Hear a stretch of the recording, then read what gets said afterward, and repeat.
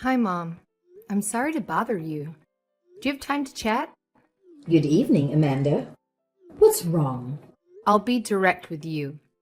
Did you take money from my wallet again? Be honest. Excuse me? I remember putting $1,000 in there earlier, but now there's only 700. It's strange, don't you think? This has happened 3 times, and I can't ignore this any longer.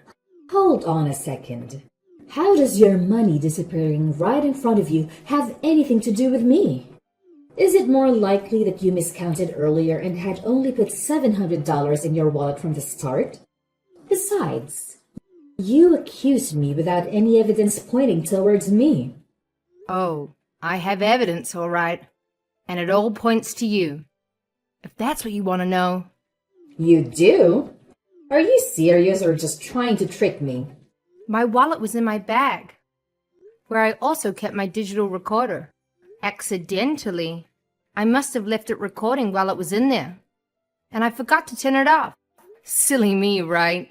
Thanks to my mistake, I stumbled upon something very interesting. Darn, there's only 1,000 in here.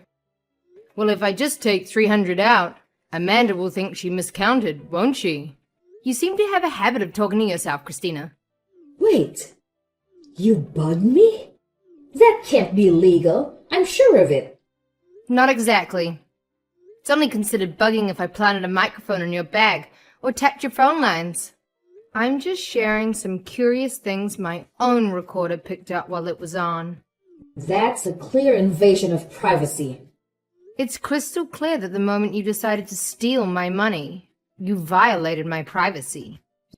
You thief! Oh, you wretched girl! Obviously you didn't think this through, considering you're now snatching money from your own rent funds. Rent money? What on earth are you talking about?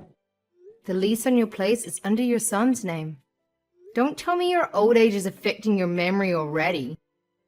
Of course I know about the lease. But how is that relevant to anything? Well, Benjamin is away on a business trip this month. He usually pays the rent by wiring the money to your landlord. But he must have forgotten this month due to his busy schedule, so he messaged me about it. So I had the $1,000 in my wallet. The $1,000 in my wallet, which you may have now realized is the same wallet you took $300 from. That's utterly absurd. I won't entertain this delusion you're creating for yourself. I'll go ahead and talk to Benjamin about it. Then we'll see who's living in a fantasy. Look, I'm sure you have more than enough money in your pension to cover it. So please, be reasonable and return the money you took from me. Hold on for just a moment. Oh, it occurred to me that you might have copies of our house keys without seeking our permission. I'd appreciate it if you could hand over any of those keys you might still have.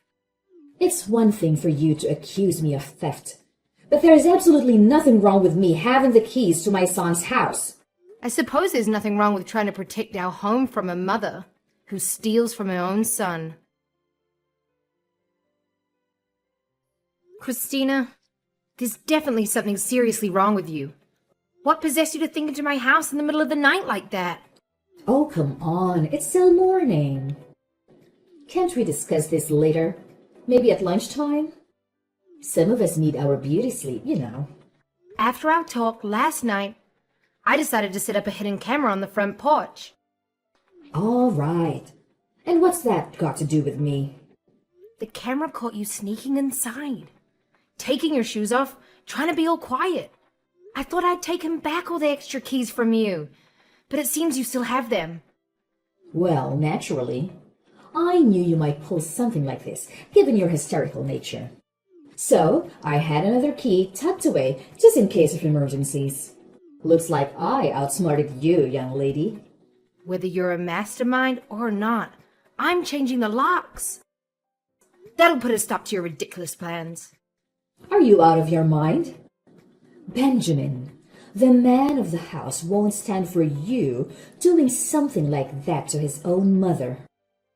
My name is on the lease, and believe me, the woman of the house can change the locks if she wants. You must be joking, right? Listen, just because Benjamin isn't around doesn't mean you have the freedom to do whatever you want. I don't have to explain myself, and you know it. Frankly, you're no different from me. So, I suggest you get off that pedestal you place yourself upon. You've got some nerve thinking I'd expose myself to a daughter-in-law who's kept more than her fair share of secrets from me. Secrets? What are you talking about? Oh, nothing important.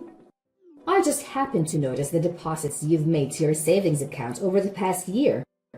Wait, my savings account? How can you see that? Well, Benjamin may have chosen a less than ideal woman. I must say, you are a diligent worker as far as I can see. I haven't a clue what you do for work, but with a salary of $150,000 a year, I can't imagine you want to quit anytime soon, huh? Did you seriously break into my house just to snoop into my finances? Who's to say for certain? Are you out of your mind? Gained some clarity lately. Let me break it down to you. A wife's duty is to prioritize serving her husband and his family. If you can't handle that, then just hand over your earnings to support the family. By the way, you seem to have been holding on to a lot of money secretly. From now on, I'll manage your finances. What do you mean by manage? Well, your wealth and intellect don't seem to match up. To be frank, $150,000 a year is too much for a 30-year-old like you. I've already spent quite a bit of your money today, and I still have a substantial amount left. Guess I'll keep using it for myself. Are you serious? Did you break in and take my checkbook and debit cards? Finally, you catch on. Yes, I did. But it's not wrong since I'm entitled to it. You just don't understand. Give them back to me right now. Oh, come on. You're being unreasonable. I'm just claiming what's rightfully mine. I don't recall that money ever belonging to you. I'll repeat myself one last time as a wife. Your money belongs to the family, and that includes me. So you should keep working and supporting me, as you should. That's enough. I won't tolerate this anymore. Good morning, honey. We need to talk right now. There's a bit of an emergency I need to discuss with you.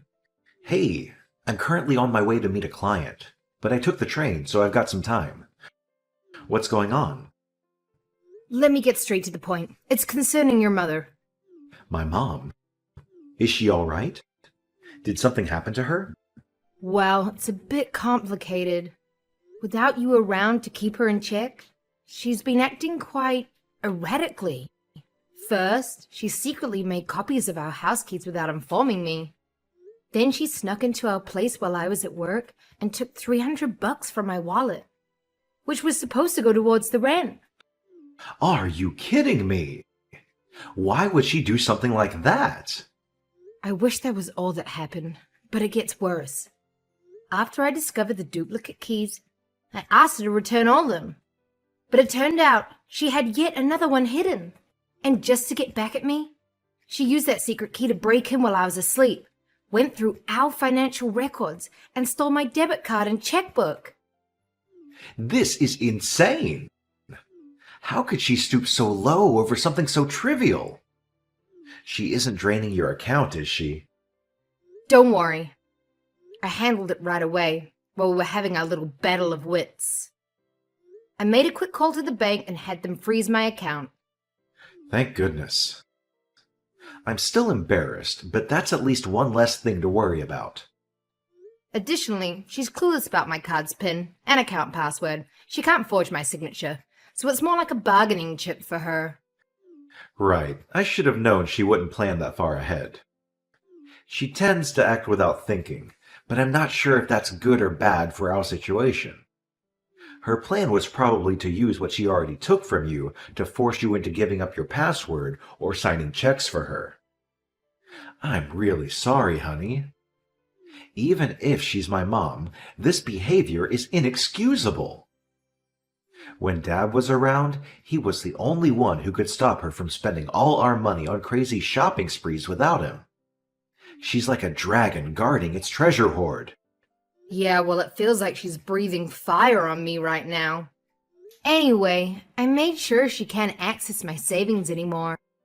Plus, the $300 she stole was actually for her rent. And I even asked her if she had returned the money to you. Understood. It seems like you've done everything possible. I'll try to talk some sense into her. Don't worry. Thanks, babe. I believe if anyone can get through to her, it'll be you. Her son.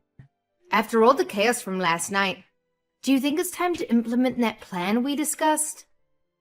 Yeah, I think so. This was the final straw for her. It's time we use our trump card against Mom. Got it. I'll prepare in that case. Great. I'm sorry you have to be involved to set things right, but I'm counting on you. Amanda, I can see your phone is on. Answer my calls now or there'll be consequences. Oh, hi, Christina. What can I do for you on this fine day? Spare me the pleasantries. You know, I didn't call for small talk. Well, you're the one who initiated this conversation. But go ahead. What do you want? I want to know why you blocked me from using your savings account. I need your help to pay off my debt. What else should I do? Debt? Wait! Did you take some risky loan or something? Yes, and if I don't repay it today, I'm in big trouble. Taking out a bunch of cash at once would have been troublesome. So I thought I'd write a check using your savings account. I plan to hand it over to the loan shark who visited the house. But if I can pay him back, he threatened me with it. I can't even say it. Obviously, I can't let you use my money to settle your debts, whether there's a shark involved or not. You don't have my password signature or anything required for that matter. Can't you figure out your password somehow? Aren't young people skilled at hacking these days? This is not a movie. We're dealing with a shady person, not a tech prodigy. Besides, even if you did get my password, it wouldn't help because I froze my account the moment you stole my cards. You did what? How dare you do that without telling me? It's my account. I can do whatever I want with my money, especially when it comes to protecting it from misuse. I've already told you that whatever belongs to my son is also mine. And that's what a daughter-in-law should do for her mother-in-law. Seriously? Do you really expect me to buy into these outdated beliefs that the world actually follows the nonsense you spout out to justify your actions? As a woman, it's your duty to serve my son's family and take care of me. This is how the world works, and it always will. Accept it. Once a baby boomer, always a baby boomer, right? Guess you can't teach an old dog new tricks, right? What did you just call me? Oh well, I suppose it's pointless to argue. It's clear you won't budge, no matter how many times I refuse. So I guess I should just give up. That's more like it. I don't know what took you so long, but I'm glad you finally see things my way. Now, tell me your password so I can get rid of this issue. No, I don't think so. What's the point of giving you that money when Benjamin and I were actually saving up to buy you a luxury condo downtown? A luxury condo for me? Not long before his death, Roger talked to Benjamin about what would happen to him. He was always preoccupied with thoughts of you. Even during his hospitalization, he realized that time was catching up with you and he wanted to take care of you. However, Benjamin and I discussed it thoroughly and came to the conclusion that living together would be a real nightmare, considering how poorly you've treated me since I married Benjamin. And we were concerned that living under the same roof might lead to more nonsense from you. So we came up with a plan to get 2 apartments in the same building. This way, we could be close by and yet maintain our space and safety. This plan was carefully crafted for years. Oh, I see now. That's why you were saving up so much. Why didn't you tell me about your plan earlier, dear? If I had known, I would have returned the money immediately. In fact, I wouldn't have taken it in the first place. Let me come over as soon as possible to return everything, and we can make things right. I'm afraid it's too late for that now. Attempting to reconcile won't change the decision we've made. Too late? Surely we can discuss this and find a solution. We've already finalized our decision to move to a new place without you. What? But what about the plan you had for me? After everything you put me through, we're confronting your bad habits. Benjamin and I made a tough decision to cut ties with you. Your greed has pushed us to our limits, and honestly, we don't think there's any going back from the damage you've caused. Oh, stop being so sensitive. You're my daughter-in-law now. Act like it. You'll also buy me one of those apartments if you know what's good for you. Seriously? No matter how many times you say that, it's not going to change my mind. I won't give in to your demands. A wife's job isn't to understand, but to obey without questioning. Sorry, but I cannot agree with that. We've already moved out anyways, so it doesn't really matter now. What? You moved out already? Yes.